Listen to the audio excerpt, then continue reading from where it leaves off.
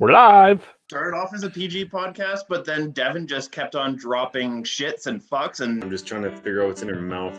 I just want to see him interview Francesco Accoli. No, he's a good human being, is what he would say about himself. I'm sure. Who's hosting this thing? Take charge, Kevin. Would you? Jesus. First time we ever met those guys. That was the major drunken pub argument. I think you guys are the worst. I'm gonna have to probably watch some Canucks hockey, unfortunately. Just making friends left, right, and center, and probably some enemies as well. Tell him to shut up. He needs to hear that every once in a while. Off to a good start. All right. We are live. It's okay to talk when it goes live.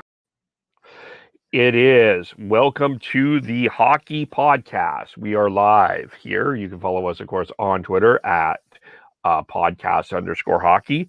Facebook.com, The Hockey Podcast, where we are live there, as well as YouTube.com, The Hockey Podcast, where we continue to sit at the Sam Bennett of subscribers, 100 and Sam Bennett of subscribers.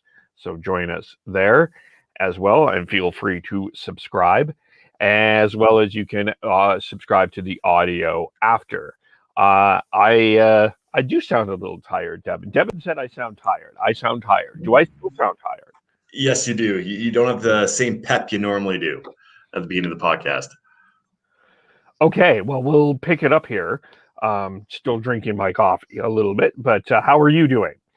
Oh, I'm doing all right. It's been a bit gloomy here in Calgary. It's been raining for the past 3 days, and woke up this morning to some thick fog downtown. So hopefully I can see the sun pretty damn soon. I'm being locked up inside, and this gloomy weather is bringing me down a little bit. But the hockey game last night definitely helped bring out my spirits. That's for sure. Yeah, I mean, we'll get into that here as if you have any questions or comments on this, please feel free to do that. We'll get into that part of it, but we'll give credit to the Leafs here. We'll go there, but I don't know, Devin, the Montreal Canadiens, like this series. This series has been, I have to say, this series has generally been disappointing, only because, well, I think at first it started off with like a scary play. And it's not the Leafs' fault that this series hasn't been engaging, because I think the Leafs have generally, all things considered, have continued to engage. But the Canadiens have not. The Canadiens have shown spurts and moments, but last night, after the Leafs got the first goal, they packed their bags and went home. They hung around the arena just to kind of make sure everything was okay. They did some cleanup or whatever, but they went home. Yeah, that first period, I was a little worried for the Leafs, because Montreal, they were playing amazing. They were sustaining pressure. They did give up a breakaway within the first 2 minutes to Jason Spezza. Then they had a good 2-on-1 with Marners and Matthews, I believe it was. It was Marner for sure. I don't know who was on the other side there, and took a penalty. But overall, they had a decent first period, and something that they could easily build off of. Carey Price was still being Carey Price, but man, as that game rolled on and Toronto kept on sustaining pressure and controlled the play, you could just tell that the wind was being let out of their sails a little bit. And that's a team that looks dejected and already looks defeated, and that's not a good sign if you're a Canadiens fan. Yeah, they really looked like you could see it in their eyes. Like, it's just, they can't score, and it's not like it's not like Jack Campbell is standing on his head. Jack Campbell has been good, but they're just not creating enough offense. They're not creating rebounds. They're not sustaining any pressure in the offensive. Though that's credit, quite frankly, to what the Leafs have done defensively. But even in the first period, when the game was close, Jason Spezza had a breakaway, and I've been to Montreal. So I don't. Have you been to Montreal? No, I want to so bad. Yeah, being at the Bell Center would be amazing. Obviously, with fans. Fair, totally. But I mean, Jason Spezza had a breakaway from where the former Montreal Forum was to where the Bell Center currently is. It was literally that. Like Spezza had hours to make a decision on what to do with Carey Price. Like no one was coming back. Like it's just like if I'm a Canadiens fan, I'm just furious with this effort. No And kidding. especially against the Toronto Maple Leafs. Yeah. Yeah, even though there is no fans, and I mean, you can tell the difference between the U.S. markets that do have fans, like the Florida's, Tampa Bays, and Islanders. Oh man, like once again, even just looking at the Predators game, God, I missed that feeling. But yeah, it's you think that they'd be able to muster up some sort of energy to beat these guys, because it does have they do have such a long history against each other. Obviously, going considering they're two of the original six, and man, I personally feel bad for Carey Price. He's played amazing, out of his mind. Even that goal which was an amazing pass from Galchenyuk to sauce it over to Spezza to just chuck it in there top corner. I mean, Carey Price still had a piece of that, even though it was such an amazing play. They're just wasting the good years, and they had like all of the good years of Carey Price pretty much to try and do this, and especially with an aging Shea Weber. You do have a good nucleus coming up with Cole Caulfield, Nick Suzuki. Kotkaniemi is a good secondary piece, and it's just I do feel bad for the Habs fans, but as that's just my perspective as a podcaster. But as a fan, I fucking love it, man. I love the dejected feeling that they're probably feeling right now, because I felt it multiple years with Calgary and Toronto. So it sucks, but at the same time, the effort is not there, and that's what's disappointing if you're a Habs fan. Yeah, but from the Leafs, though, I mean, William Nylander continues to score, or as some people are calling him, William Steelander. But I mean, he's continuing to impress. But the other thing that I think, the thing that's impressive with the Leafs is, look, there was so much. You know what? You know this. A lot of people were laughing and chuckling and mocking the Leafs for signing the old folks of 41-year-old Joe Thornton, bringing in Jason Spezza, bringing in Wayne Simmons, and both Spezza and Thornton scored last night. Yep. And you don't think that there's a certain team north of you, down up the highway, that couldn't have used a little bit of that kind of championship experience the last week or so? Absolutely. Yeah. Sorry, go for it. And just to add to the whole theme of the night, Jordan Staal gets the overtime winner for the Carolina Hurricanes, and he's got two game winning goals in that series. I can tell you yes or no. He's a point of game player. So as much as everyone's like, well, he's too old, folks. He's too old. We don't sign those old folks. It's just ridiculous to sign the old folks. Yep. Got to be careful of what you pay here, but I still think it's very clear you still need veteran championship experience, veteran experience to help you go along the way. Totally. I mean, if you ask Canucks fans about it, other than you have Edler over there, you have the Jay Beagles, and that was maybe the opposite side of things, because you're looking for that kind of quote unquote veteran present, but you overpaid for it, right? These guys that are on the Leafs are bare minimum. I can't tell you exactly what they're making right now, but I know it's not close to what the Jay Beagles and the Brandon Sutters of the world over there are making. So it's a fine balance between trying to find that veteran presence and the right cap hit too. So it's it's kind of crazy how, you do want to have that young speed, but yeah, at the same time, you have Joe Thornton, who's the oldest, oldest Leaf to score a goal in their history, which is amazing and crazy. And not to mention, you talk about scoffing at picking those guys up. I personally was wondering, why the hell did we go and get Galchenyuk? Why? It made no sense to me. But he came to play last night. That, like I said, that saucer pass over to Spezza, amazing.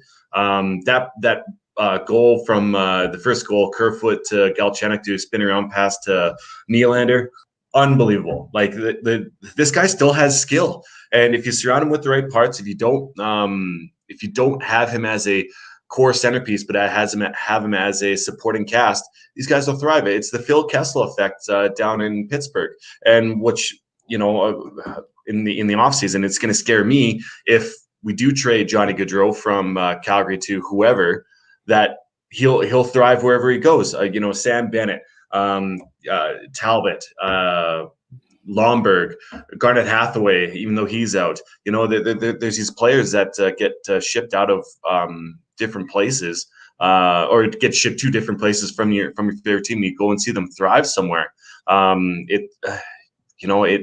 It just proves that you need to just surround yourself with good talent and have a good supporting cast and veteran leadership, and that's the recipe for success. So Wayne Simmons, $1.5 million, Jason Spezza, $700,000, Joe Thornton, $700,000. Now, to be fair, they wanted to play in Toronto and was willing to take that salary.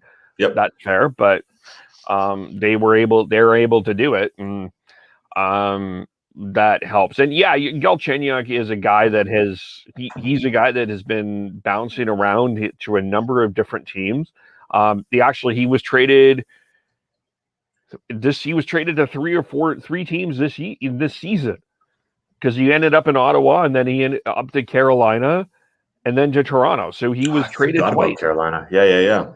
What I mean? That's partly because, they, that was like for other maneuvers, but this is a guy that a lot of people didn't want. And so give him credit again. I don't know. I like these little redemption stories. But Galchenyuk deserves credit. Kerfoot is doing well. And the defense, yes, again, the Canadians desperately need a center. I'm just going to toss a name out at the Montreal. Sean Monahan might be a guy you might be interested in. I'm just making a suggestion for you out there. And I would love to see that. Because Bergevin, he's hit and miss on trades. Look at Duran for Sergachev.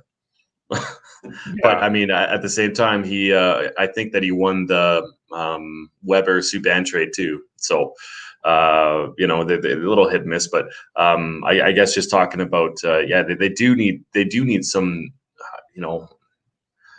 I guess you can call Sean Monahan a veteran, but when I think of veteran, I think of kind of older players who have been in the league for a while, and I guess he is like late 20s. So he might be a good pickup, perennial goal scorer, and that's what they're missing too. They can't score, so that would definitely help. I'm just saying that from the Flames' perspective too. The other side of that is I have to wonder the future of Brendan Gallagher in Montreal anyway. But he would be a guy that I think if the Flames can pry out of Montreal, that would be a guy I would be very interested in grabbing. But there seems to be a disconnect between Brendan Gallagher and the Montreal Canadiens right now. Yeah, well, I don't know if you guys remember this, but his contract extension was based off of questions from the media, and Bergevin within the next week went right away and they got an extension done. And he is a heart and souler. He did play his junior career out in Vancouver, so coming back out west I think would be nice for him. But yeah, I don't know, it'd be Monahan and for sure. I would think, but it does seem like that there is a bit of a disconnect because he only played 13 minutes, not in Game 3. And how much did he play last night? He played 15 minutes, just over 15 minutes. Almost three minutes of that was on the power play. He's not being utilized enough, but at the same time, I'm guessing that the reason why they have shaved back his minutes is because he did injure his hand, and he has not been able to play at the level that he normally can. Now, if he was 100%, that would probably change maybe the outcome of a few things on ice, and a few more one-on-one battles would have been won, and I think there would have been a momentum shift. But he's not really getting in the face of Jack Campbell like he normally does, like a normal pest of a Kachuk or even Perry. I was just going to say. He hasn't shown up either. And once again, I truly believe that the psychological side of him feels really bad about what he did to Tavares. So I think that has to do with the way that Perry has been playing. Yeah, I certainly agree there. Certainly the Canadians. It's going to be that's going to be another place of a fascinating off season. Paralyzed Prophecy is in the chat. He remembers when we were at the Zach Parisi of subscribers. Yo, 11. Appreciate you along for the ride there, Parallax. Yeah, for sure. Habs are terrible, and I'm a genuine fan. Buffalo has to screen calls because now it keeps lowballing for Eichel, and that might be a name we might hear. But we talked about Eichel on previous podcasts. But for the Leafs have a chance though to wrap the series up on Thursday. I would love to see the crowd in Montreal. I hope I'm pulling for that very thing, but it just the Canadians will have to bring more of an effort. But I think the Leafs just stick to what they're doing. They should be fine. Yeah. I mean, I would think that they would, even if Foligno would be willing to go or can go, they'll probably keep him out just to save him for a game 6 or 7 or / the next round if they go that far. But yeah, I'm fairly happy with the effort that they gave throughout the entire game. But once again, they kind of came out a bit flat.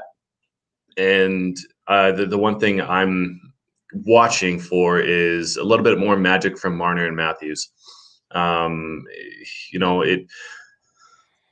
talked about it a bunch. Depth is what you need in the playoffs, and that's what has gotten them to where they are right now. That top line has been shut down. Credit to Montreal for doing that, but outside of that top line, Nylander he's had 4 goals in 4 games. He has 5 points. Alex Kerfoot has 5 points, and those are 2 that are leading the charge for Toronto and points in this series, and that's not something that I would have guessed going into this first round here. So I've said this multiple times already. I think that William Nylander, if he keeps on going at the pace that he's going, and once again, if they go all the way, I've said this in the group chat, Conn Smythe winner right there.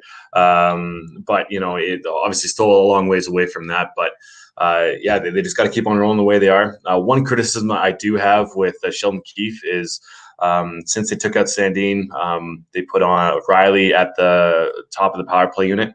And hello, Carl, making an appearance. Carl, he makes another appearance. Yep, made an appearance last time too. I don't like to see Jake Muzzin on that second power play unit.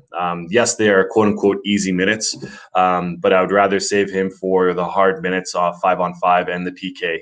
TJ Brody, he's done some power play time here in Calgary, not for a while, but he was the second power play guy a few years back now. And then you also have Travis Dermott. I know that was his first playoff game, but he's a guy that's mobile, that is able to make that difference, I think. And so that's my only criticism with the lineup changes that kind of went on last, is to save Muzzin for the harder minutes, because you're going to need him. Yeah. That's the other thing is everyone's talking about Dominic Ducharme and the inexperience of coaching.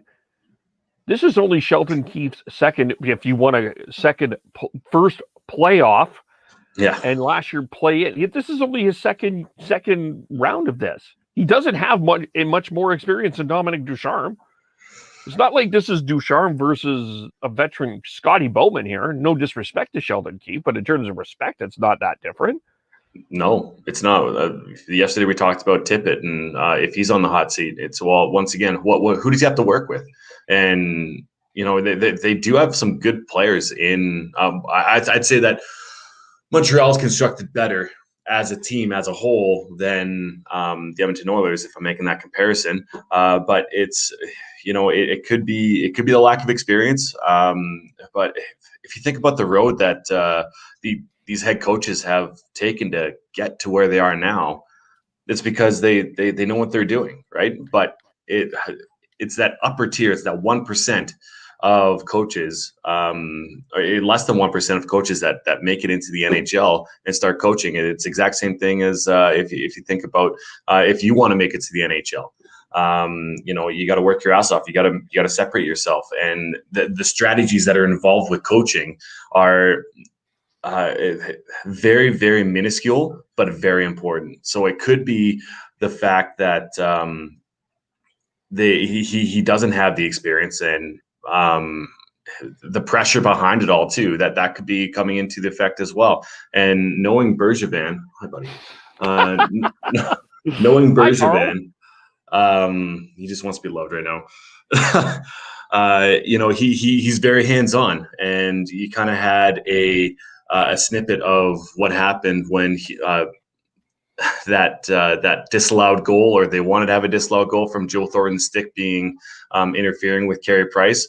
If you looked at that GM box that the coverage showed, you could see Bergevin pointing to the screen and saying, yeah, there is that. You better call it down, and they better go challenge that call. So I wouldn't be surprised if Ducharme is just being a yes man towards Marc Bergevin and maybe not doing what he needs to do or what has made him successful as a coach prior to becoming the Canadiens head coach. Should we wait? Okay, maybe I'll just plant the seed for you. We'll maybe converse about this on Friday. Okay. Just Patrick Waugh. Coming back and replacing Carey Price? I don't know, man. I don't know. That'd be amazing. Oh, that would be so awesome. You know what? It has been out there that Waugh wants to get back into coaching, and what a better place than Montreal Canadiens. He did go back to one of his original stomping grounds and coach there for a bit in Colorado. So yeah, it wouldn't surprise me that he would be a good candidate for that. But Montreal's always looking for people who can speak French, and I mean, talk about a legend in Patrick Waugh. He can buy a drink. He doesn't buy a drink there for the rest of his life if he wanted to. So I wouldn't be surprised if they go back down that well. Yeah, we'll dig into that. I think I'm telling you now. I think the Leafs win on Thursday. But is that why we're talking about on Friday? Yeah. Just right after the press conference, Ducharme's just going to get booted. Well, it seems. I mean, it's an interesting conversation there for sure. But yeah, we'll say that, I guess, as I already kind of delved into a bit. Yeah. And name me a goalie turned coach with high success rate for a cup, please. Cheers. Yeah. We'll save the Waugh conversation. A couple of other things. I may throw a blind spot at you. I forgot to talk to you about this, but bring it. Okay. So let me just go through this. The Canes beat the Preds in overtime. Jordan Stahl, we kind of talked about that. That's an example of having fans in the stands, but that's been a lot of fun. The home team has won every game in that series. 3 overtimes, I believe, at least. That's a fun series that back in Smashville is going to be a lot of fun. That's not going to be an easy win for Carolina. So see what happens there. And UC Saros has been an unbelievably underrated story. 50 saves. The guy's getting yeah. I'm stumbling through that, but my point is that the Predators and Kane series is has been a quietly good series, with an underrated goaltender performance from both goaltenders, quite frankly, Saros and yes, hello, Carl, and the Canes goaltender Nestor. You know what I'm talking about. Take it over. I'm bumbling through my words here. No, it's all good. Out of all the when we did our predictions, we thought that Carolina was going to be steamrolling them a lot throughout this entire series, and I guess there were some of us that were looking at the last few games of the regular season where Carolina was not playing the best, and proves the old adage that you need to be rolling going into the playoffs to get to keep that momentum going. It's hard to turn on a switch and flip it on, and but credit to UC Saros. Yep, he's been underrated. There was questions about his size throughout his entire career, and he's proven them wrong. I remember listening to the goaltender guru, Kevin Woodley, and he was saying that the whole idea behind a starter number one goalie is that they have to be big. They have to be like Markstrom size, 6'7", or 6'2", 6'3". Anybody who is shorter than that has a bit of a disadvantage. But he's saying now it's changing. It's changing back to smaller goalies. The Darren Pangs of the world actually will have a chance, and he's played absolutely amazing. So credit to Saros, credit to the Nashville Predators. They've been pushing back hard, and it's a fantastic series. If you haven't watched it yet, you definitely need to, especially this next game. Going back to Nashville or Smashville, they will be loud, and God, that atmosphere is going to be absolutely ridiculous. Do they play tomorrow as well? They play tomorrow. Oh man, is that going to interfere? Sorry, I'm just looking up the times. No, it's not. Beautiful. Boom. That's awesome. So watch the Canadiens Leafs game tomorrow, and then you can watch the Hurricanes Preds right after, bearing some overtime. So I cannot wait for that doubleheader. Talk about stuff tonight too. Tonight's games are going to be great as well. Yeah. So Saros 34 saves last night. Alex Nedeljkovic. That's why I was like, what the heck? My brain still needing coffee. 23 saves, but he's been solid. He's been great in this series. And Saros is in terms of saves in a series. Saros is nearing a franchise record for the Predators for that. That's why. But he's been a standout there for sure. Let's just get into tonight. 3 elimination games. We got the Pittsburgh and the Islanders. Tampa Bay. The Islanders could eliminate Pittsburgh. Tampa Bay could eliminate Florida. Vegas could eliminate Minnesota. Vegas and Tampa have had one shot at elimination already and haven't done it. This is the Islanders' first attempt. How many series of these 3 go 7? Oh, I did not. Okay, Devin disappeared there for a second. So it's mentioned here Pittsburgh and the Islanders. Hi, how are you? Hey, sorry about that. I was looking at this and I didn't realize that you were gone for a quick second. I was looking at something and then, but how many series go to 7 of the 3 tonight? Oh man, I honestly wouldn't be surprised if all of them go to 7. I know that your Panthers Lightning. You have the Lightning.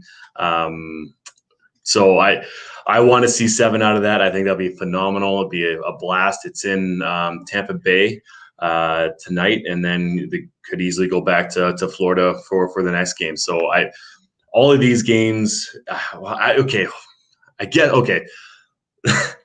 2 of them are going to go to game Game 7. I think the Golden Knights have the Wild tonight.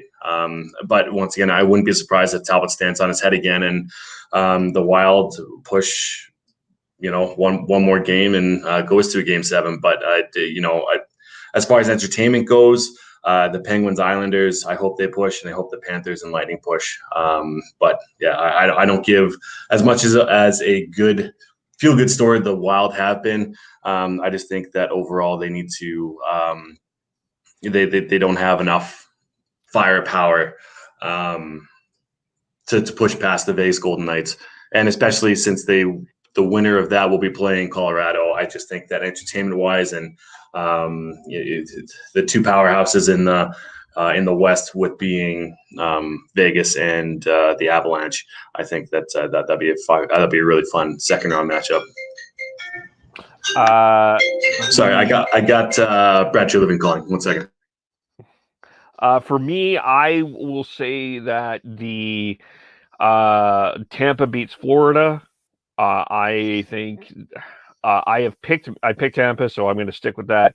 I picked Minnesota to beat Vegas, so I think the Vegas will be favored tonight. But Vegas has had problems with Minnesota over their years, so except this year in the playoffs. So, but I could see the Wild pushing this to Game 7. Cam Talbot was outstanding, so I could see that going to Game 7. Pittsburgh and the Islanders. Part of me is like, the logic in me says with Crosby and Malkin and all of that in Pittsburgh, they should be able to make it a Game 7. But I just keep thinking, I picked Pittsburgh, so I think logically I'm going to say that goes 7. But I wouldn't be surprised if the Islanders do it tonight. So I'm going to say 2. I'm going to say Minnesota, and because I picked Minnesota and Pittsburgh, I'm going to stick with them, and there you go 7. But Tampa Bay eliminates Florida tonight. Well, you picked them too, so you're just picking all your horses. I'm just hanging in with my picks, really, more than anything else. Which is, fuck logic. Let's go with Kevin's picks. Yeah. Well, I mean, logically though. No, you're right. Yeah, I'm just giving you shit. Yeah, I would not be surprised if Vegas and Islanders close it out tonight. Yeah.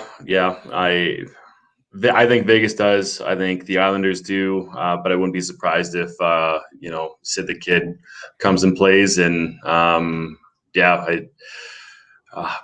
just want.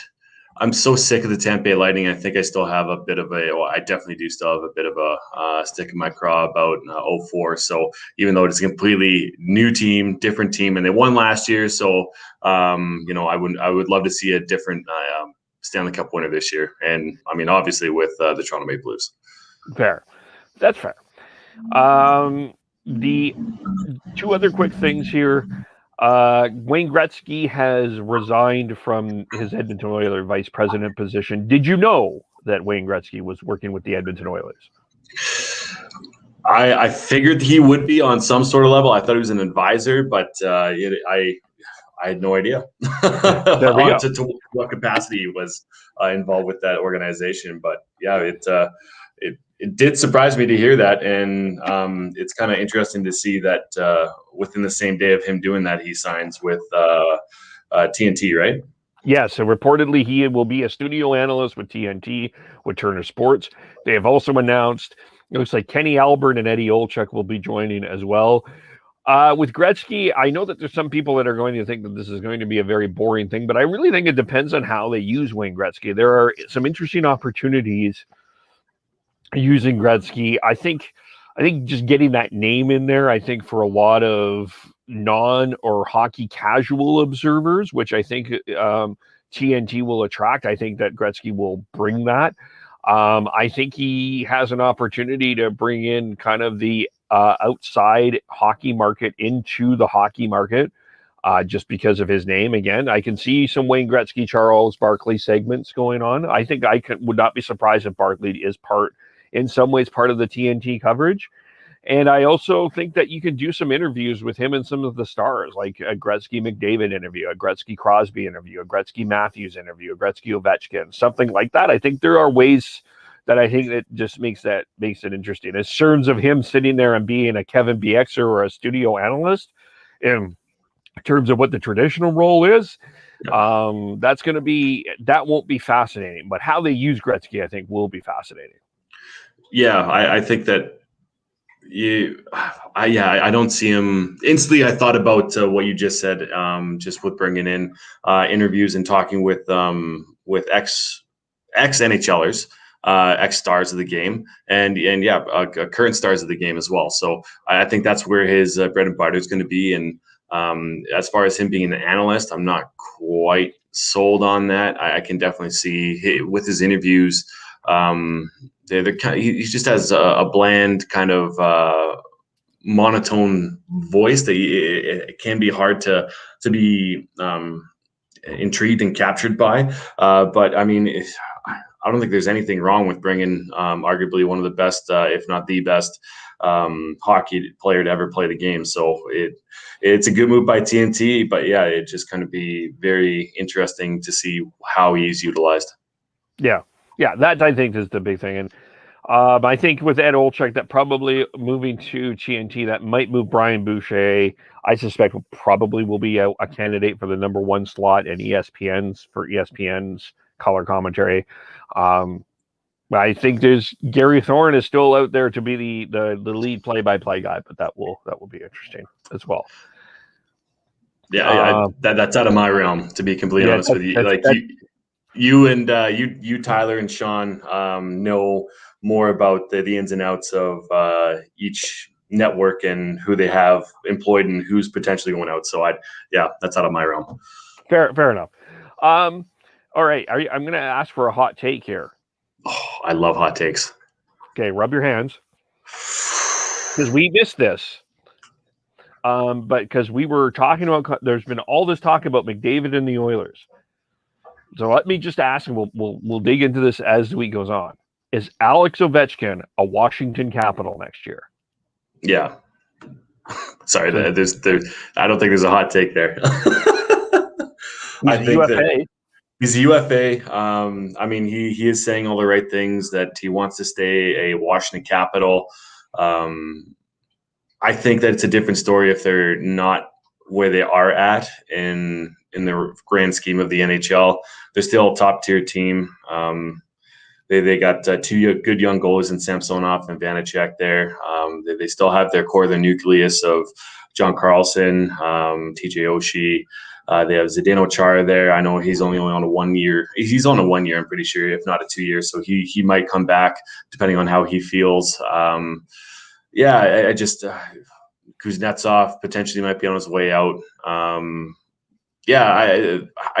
don't see him going away from what he's known and who he is. And he is a Washington Capital through and through, and he could easily go somewhere. But my question is okay, who has the cap room, and are you a contender to get to be able to get a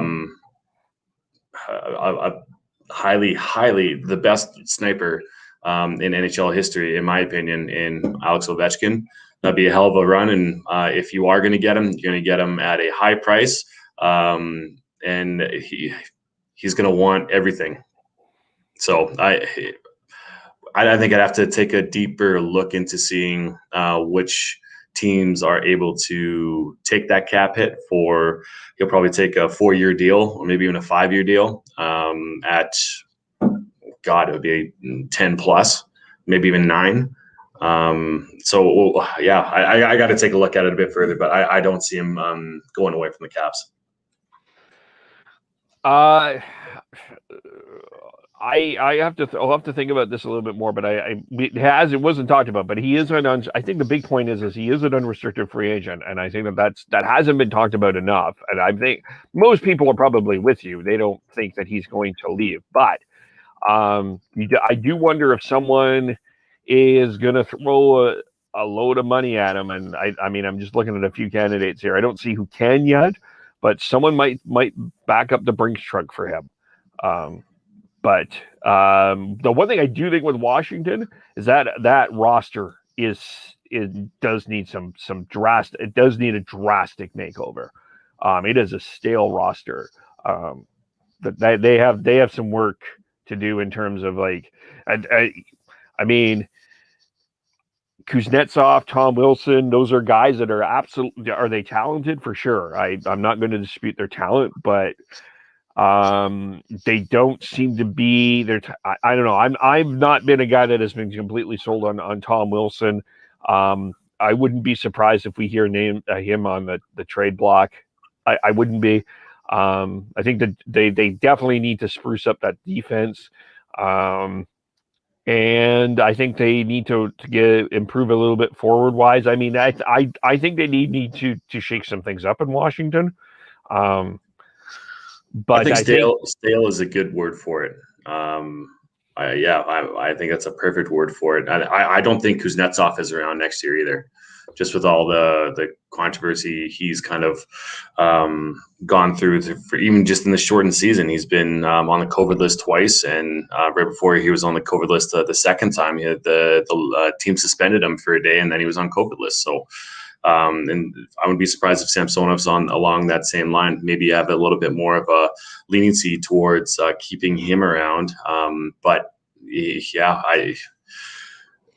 so then outside of Kuznetsov, we think that Oshie is going to be claimed by Seattle. Who else do you think? I guess there's a lot of teams out there that could potentially be making some big changes here. I'm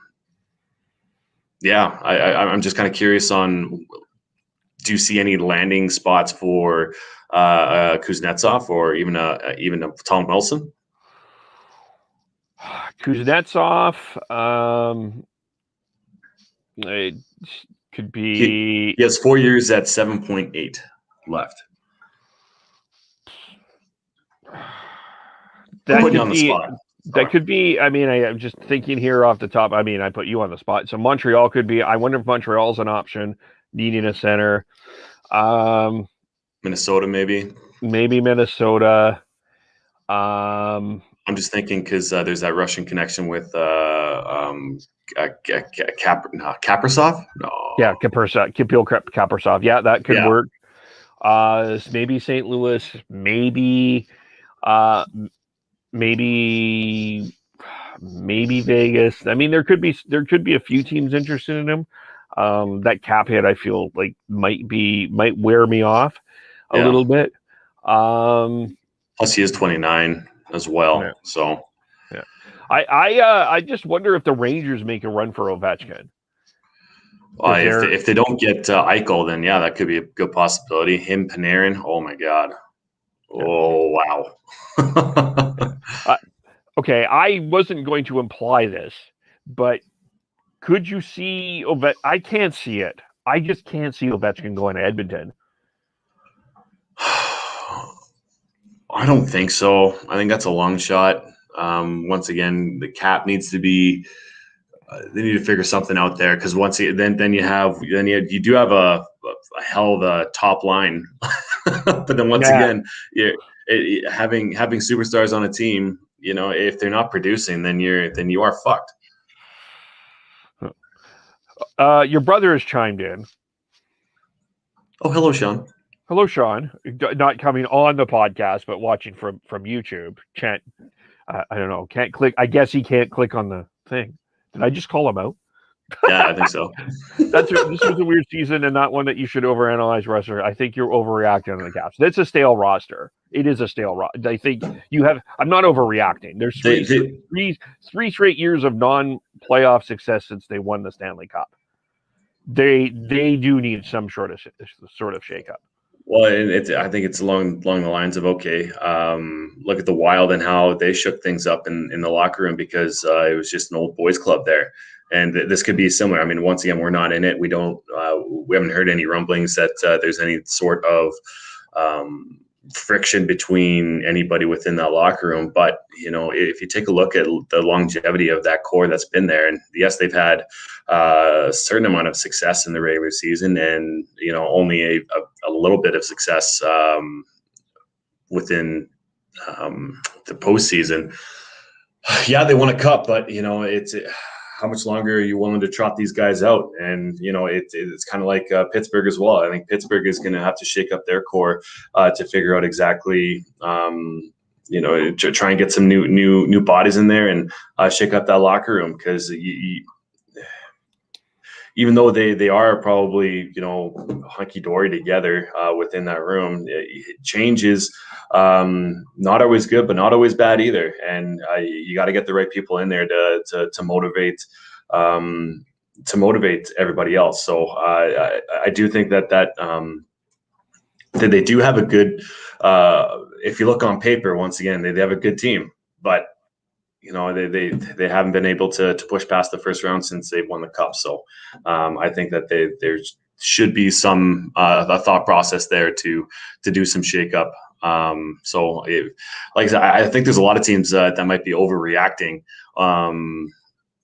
Not saying the Caps will, but I think there are going to be some teams overreacting this next summer to figure out exactly what the right mix is, because there's some teams that didn't make the playoffs that probably felt like they should or that they could have, and the Vancouver Canucks could be one of them.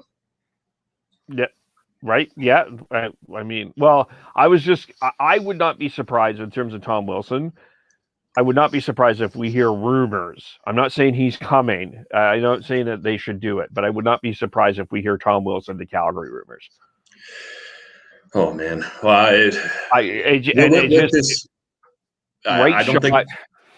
Sorry, go for it. Right shot, kind of a perception of a gritty guy. They went after Nazem Kadri. I wouldn't be surprised if we hear rumors. I'm not saying I wouldn't. I'm not saying that the Flames are going to do it, but I wouldn't be surprised if we hear the rumors. They definitely were courting Ryan Reeves when he was thinking about leaving Vegas. Yeah, and Lucic was a thought process there for when he was looking to sign with either Calgary, Edmonton, and he obviously signed with Edmonton. And then he got traded to Calgary. But yeah, they are looking for that old school guy who could run around. There's a big asterisk beside Tom Wilson's name with and Nazem Kadri, just with the way that they play, because they do play on the edge and they do cross the line, and a decent amount. I mean, Kadri, he crosses the line when it actually matters, which is very, it's very detrimental to your team. And Wilson, he's just an idiot. So I think if Wilson can figure his shit out and figure out where the line is, and don't cross it, like it's. I think that he's a very effective player, but until he figures that out, then I'm not sure there's many teams knocking at the door to really get at it. But I guess at the same time, he'd rather tame a tiger than try and get Carl, my cat, to be a tiger. So I do understand that adage. It's an interesting conversation, because you have me waffling, you have me going back and forth about it. I can't pick a table. What were you saying though about the Canucks before I interrupted you?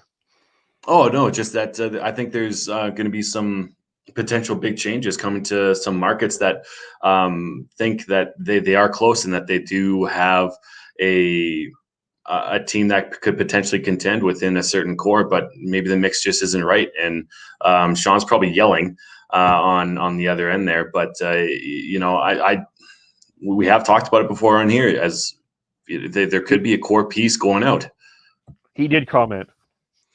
Wilson to Calgary is a pipe dream. Wilson being traded is a long shot. Kuzi, yes. Wilson, no. Well, yeah, you could be right, Sean. You could be right, but you got to expect that some teams are going to overreact, and especially when you still have Jim Benning at the helm in Vancouver, and you have the Aquilinis itching and wanting to bring in some big players, and could potentially do a big shakeup. You can't put it past Jim Benning to think that way. So, like I said, Brock Besser, and my hot take is Bo Horvat. But I know that Sean, now he says he's expecting a big trade out of Vancouver. But sorry, man, get on here. Yeah, you're waffling like crazy, man. I remember talking to you last week or 2 weeks ago, and you said that you don't see a big name. Well, I guess you did say a Miller could potentially move, but I'm saying like a big name, like a soul, just deep down crushing trade for you. And I think it might be a Bo Horvat. I don't see Horvat. I don't see the Canucks moving on Horvat this year. Maybe in the future, but not this year. I don't see Horvat being moved this year. I think it would be more likely that a JT Miller moves or a Nate Schmidt moves than a Bo Horvat. And I'm not saying that they should trade either of them. I'm just saying in terms of that. And by the way, I'm not saying that the Flames should go and get Tom Wilson. That's not what I'm saying. I'm just saying that there is a history of Calgary trying to get that type of player into this roster. They need a right shot. We've all agreed on that. But that's all I'm saying out of that. Yep. Yeah. I guess my entire point is that I think there will be teams that are going to be overreacting and making a big shakeup for the sake of, they want to win now, and like what GMs are going to be on the hot seat and that I want to be making that push to ownership and say that, hey, I got this trade right here, or I can do what you want me to do and win now. We talked about Montreal and Marc Bergevin. He's been there for a very long time. Look at this. Call it out. Well, when you guys are making absolutely ridiculous statements, I got to come on and straighten things out. Wow, next time you do that, I'm jumping right on. God, I was giving you a little bit more respect on the weekend. I feel like I shouldn't. But in terms of the Caps, I could see them moving Kuznetsov. Just because they've got Connor McMichael coming up, who could be a second line center that can replace him, and they could find a way to, and then they could use that to help bolster their blue line, which I think needs a shakeup more than anything else. But Tom Wilson, as much of as you say, an idiot as he can be, which is rich coming from you, who spent years defending Nazem Kadri and his antics. Oh my God! Holy shit! You come on, bringing the fire, man! Jesus Christ! I know, but he brings too much to that lineup when he isn't engaging in extracurriculars and making bad hits. So I don't see them making a move off of Tom Wilson. Had the NHL had the balls to suspend him for that Rangers incident, I think that would have changed things. But because they didn't, they didn't, and I think it's they've got one more year. I think they'll see where he's at after this upcoming year. In terms of the Canucks, they aren't trading Bo Horvat. He is their captain. He is a young captain, and he's the heart and soul of this team, and he's stepped up huge.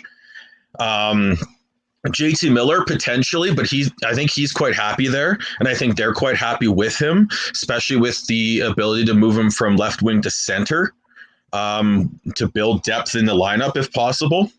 But I think Nate Schmidt's available. I think I honestly think Nate Schmidt's the best option right now. You're not trading Brock Besser. You're light on right. You're light on the right side.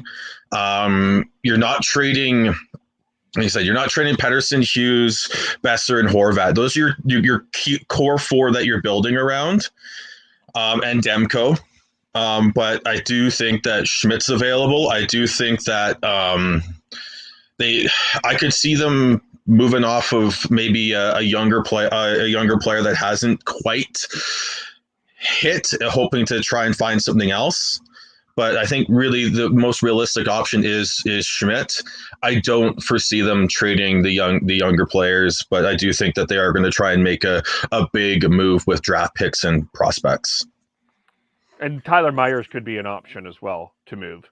If someone wants that contract. Well, once again, it's exact same thing as like you guys talking about. Oh yeah, well maybe Seattle will take this person or this person. It's like, why the fuck would they take them? Why would they do that? So I and for the record, Sean, I did give Tom Wilson credit for the fact that if he's not playing and like an idiot, then he's effective. So yeah, I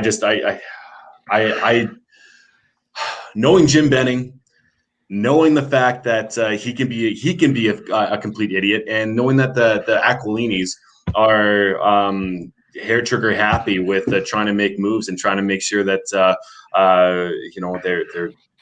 they're moving on something, that I wouldn't be surprised if it was a Bo Horvat or a Brock Besser. Those are the two that I'm thinking. I think Petey and Hughes will, they're staying 100%, but I just think that they will try and do something stupid. And I'm not saying it's smart, but I'm saying that they're going to try and do something for sure. Oh, I agree that they're going to try and do something. I just don't think they're moving core pieces. I think they're moving draft picks and prospects to bolster this roster. Yeah, and in terms of Wilson and the Flames, just to clarify, I'm not saying that the Flames should go after Wilson. I'm not necessarily saying that, but Wilson is the type of player that it seems like Calgary is looking for. I'm not. Yeah. That's probably a little bit too much to give up, but who knows? And I'm not sure I want that. But well, hold on. I just want to go and ask Sean, do you think Ovi will be back with the Caps? Oh, 100%. There's zero. There's no one who's going to outpay Ted Leonis for Ovi. Those two are tied at the hip. You don't think the Rangers could might throw a dump truck of money at him? No. Well, yeah, they will, but what I'm saying is I think Ted Leonis will match it and beat it, is what I'm saying. Okay. I'm not saying you're wrong. I just it's fascinating because it hasn't been brought up, but he is an unrestricted free agent. So I think whatever gets him closest to beating Wayne Gretzky's number, I think that'll be. I think money is definitely a aspect to it, but we all know that once he's done here, he's going to go play in the KHL for at least a year or two, or even pull a Yager for the next 5 years, 6 years after he's done here in North America. I just think that that means more to him than winning another cup. Winning another cup is another adage onto it, but I think overall he's just looking to beat Wayne Gretzky's goal totals. And I don't think the Rangers have the cap space to make enough to put an offer out there that will be enough to beat to outspend Ted Leonis. Yeah, James Dolan, though, as an owner, I think he's now put it his paws. He seems to have his paws a little bit more into this, as Paralyzed Fox asks. That's what I think that they may try to. They're going to try to make a big splash. If it's not Eichel, they might. I can see them trying. I'm not saying they do it, but that's the one team I could see trying to do that. The other teams that will have cap space are not in a position to truly contend. The Ottawas or the Detroits, I just don't see that. The thing with the Rangers, though, Kevin, is that they only have $4 million in cap space going into this offseason, along with over $11 million in bonuses that they have to try and play out with. There's not much cap space for them to offer, because you're going to have to offer probably $8-9 million at minimum to get Ovechkin. Yeah, that's the issue with Ovi.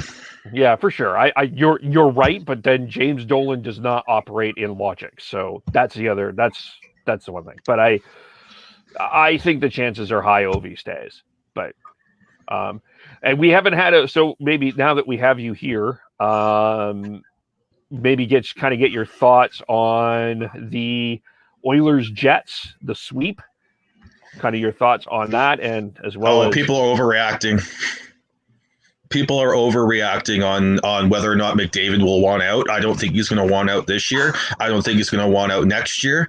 I think he's going to stick it out at least for this season, this upcoming season. If they do not make a significant step forwards this season, because they've got cap space this year to work with to build a roster around him. That was the one thing with the going into this season was they didn't necessarily have the cap space to go out and get the players they need to build the depth, especially up front. I think they're on the right track on the blue line. They need to build some depth on the up front, and they need to find a long-term solution in net. As good as Mike Smith is, he's on his last legs. I don't think he's got 2 more years of this. They need to find another. Not according to Kevin Woodley. Your boy Kevin Woodley, he loves him. I'm surprised you're going against him. I know. Well, how athletic of a goalie Mike Smith is and how old he is, I think he's going to hit a cliff here within the next season. I think they end up going back with Mike Smith and Koskinen for this upcoming season. But after that, they need to find a long-term solution. But I think, they've got cap space that they can use to build the team that they need, because outside of Draisaitl and McDavid, who the fuck showed up for the Oilers up front in this series? No one.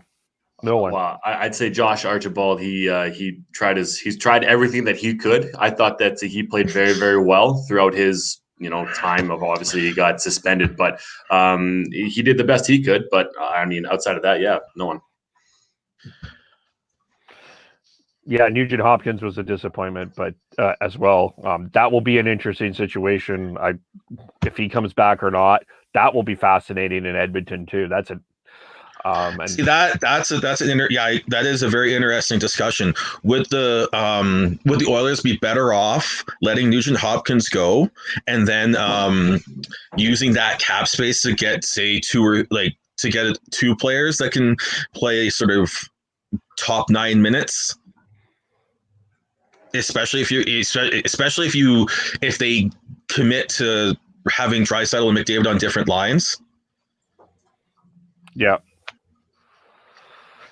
Yeah, and he's going to want to raise if he stays in Edmonton.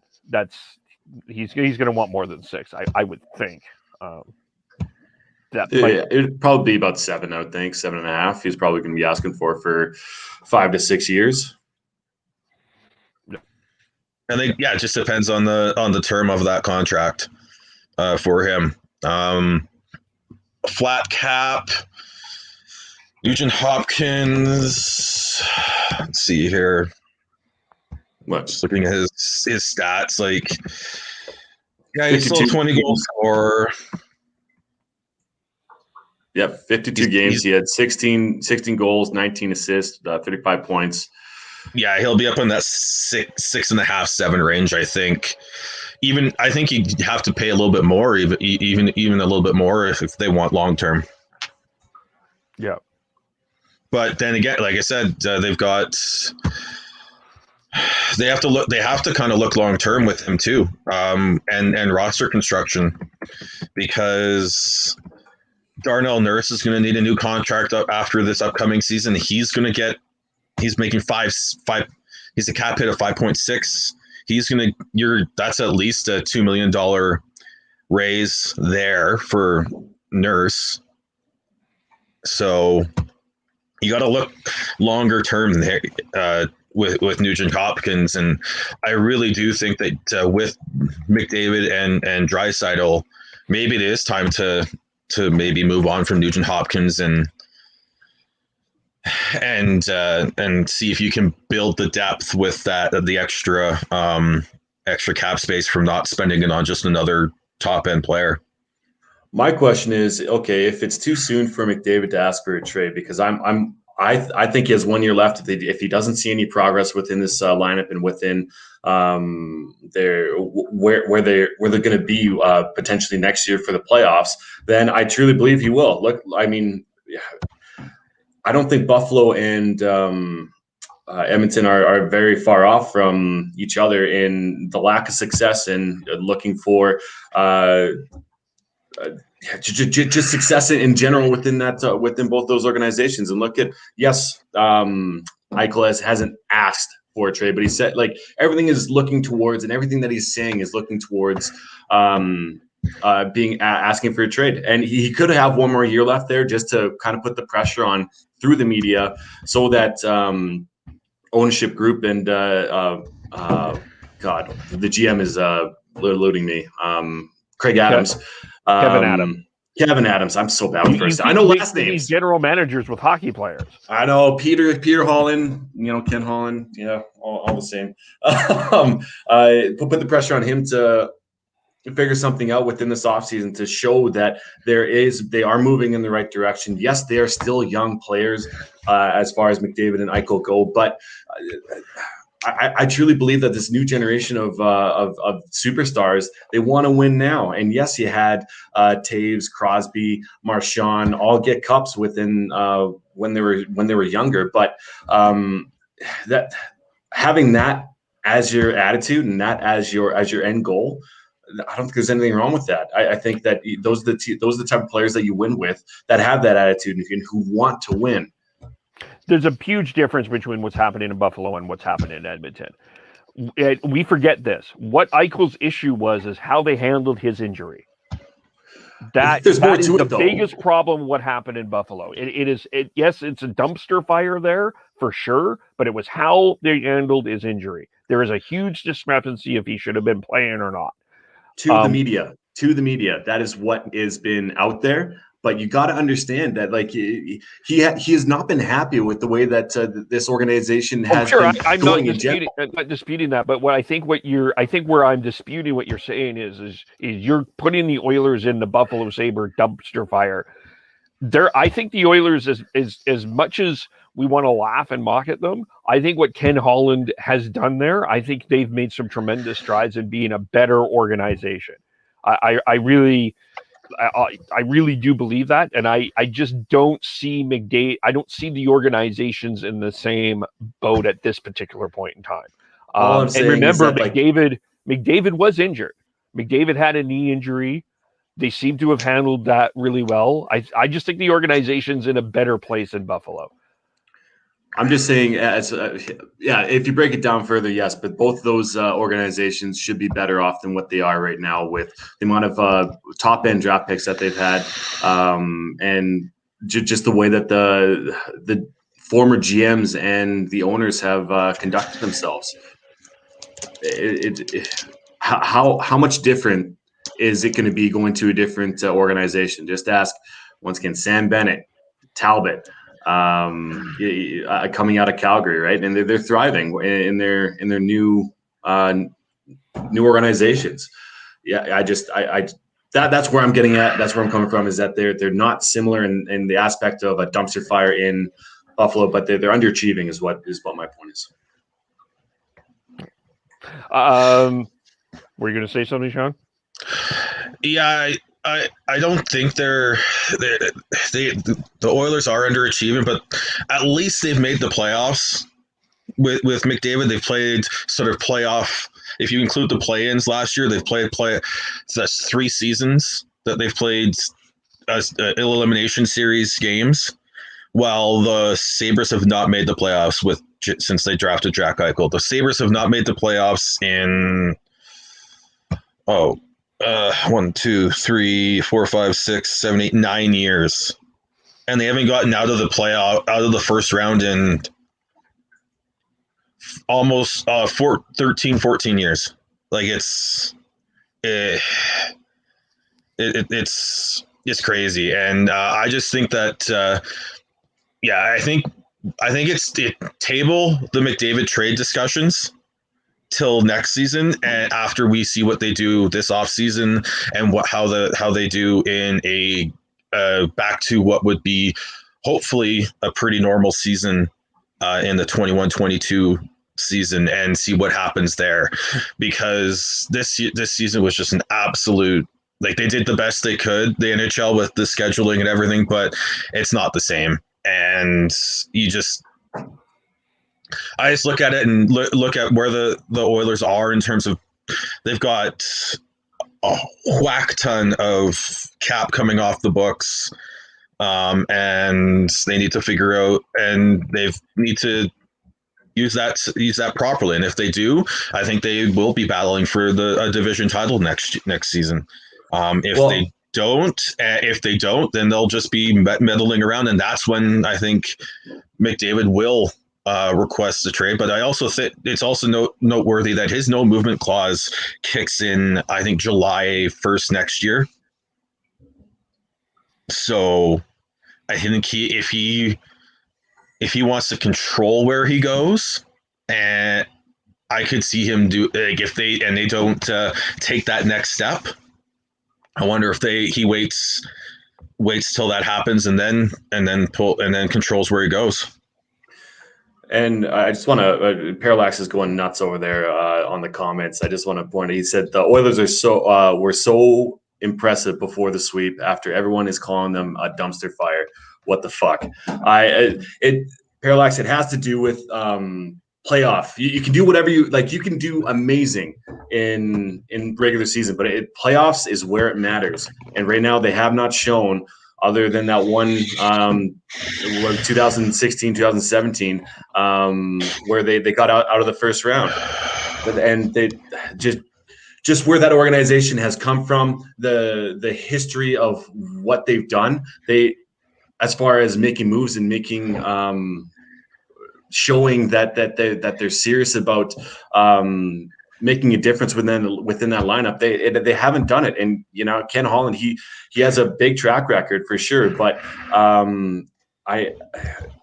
it'll take some time, and I don't know if McDavid is willing to wait. So yes, we'll table the discussion about McDavid. I just thought that it was an interesting comment to do that. And Parallax, us at yesterday, at the very beginning, we gave the Jets all the credit.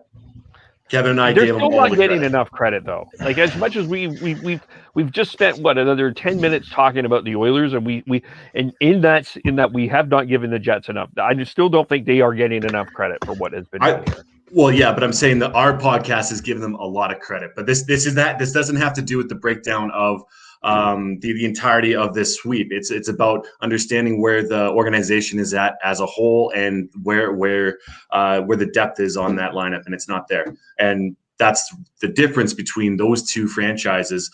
The Jets actually have depth, and they actually have a number one goalie. So Parallax, I love you, but understand who you're talking to. Yeah. All right. Should we leave it there? I don't know. I haven't had a chance. Like, I do think the Jets do deserve a lot of credit for how they played. If you watch the last couple of games, they did a very good job of getting in shooting lanes and making sure that they didn't get clear shots on Hellebuck, as well as and their stars stepped up and their depth stepped up. Like, they've had Scheifele and Wheeler had 5 points in each in the series, Connor with 4, and then you've got Ehlers with 2 goals in 2 games, and then they got their depth players stepping up. Key goals from Toninato, and Tucker Poolman. Like, it was a full team effort. While it just felt like it was the Connor and Leon show with Edmonton and no one else. But yeah, I do. Like I said, I think the Oilers are going to have the cap space to make a big splash this offseason. The one thing is, I don't be surprised if we see a James Neal buyout this year, this offseason. If they buy him out this offseason, his current cap hit is 5.75. His cap hit goes down to under $2 million if they buy him out this year. So I think that's going to happen, and I think they're going to make one or two big splashes, either with trades or free agency. Yeah, very interesting offseason there. It's going to be a very interesting offseason, and we will be doing some offseason stuff. We got our expansion armchair GMing that we will be doing. as well. We will be taking all the teams and saying who is going to be protected and who's not. So we'll do that as the off season. And just a couple things here. The Ethan Bear situation. Apparently he got some really racist comments for the performance that he had, and being blamed for giving the puck away. Just stupid. I'm not saying he had a great series, because he had a tough time, no question about it, but he did not deserve that at all. So that I hate as well. But anyway, with Ethan Bear, he's still young. Yeah. The thing with the Oilers blue line is it's young. You got Bear, Nurse isn't that old. They've got Evan Bouchard coming up. William Laguson's only 24. They've got the key players on that blue line going forward are young, and then the old adage that you need to learn how to win in the playoffs is very, very true. It takes time. Sometimes for most teams, it takes time to learn how to do that, especially as a young core. The thing with Crosby and Marchand specifically is they had a lot of good veteran players that help them along and help them win the cups early on. While when you look at how Edmonton's done it and Florida's done it and Buffalo's done it, they've gotten rid of a lot of that veteran experience, and it's not helped them, which is why I know I'll probably get heat for this because it goes contrary to how a lot of Canucks fans are thinking, but the idea of bringing in veteran players to help insulate your younger core is great. The problem was with the Canucks and Benning is that they targeted the wrong veteran players that just ended up being anchors on the cap more than anything else. But if you get the right veteran players, it's huge. Yeah, I mean, we talked about this earlier with the Leafs. They got Spencer and Thornton at $700,000, right? So, and you're not paying the same in Vancouver. So it's not the concept, that it's how you pay them, right? Mm-hmm. Okay. All right, let's leave it there. How do we follow everyone? I am Beardy Canuck 03 on Twitter. I'm Gord Howe 09 on Twitter. Tyler TNOBLE, Chris is Schneids, SCHNEIDZ. Carl is a cat and does not have a Twitter account.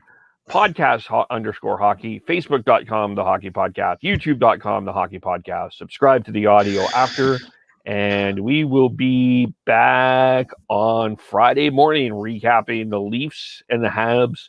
Is it over, or will there be fans in the stands in Montreal on Saturday? Find that out. Well, thanks, everyone. We'll talk to you all very soon. Bye for now.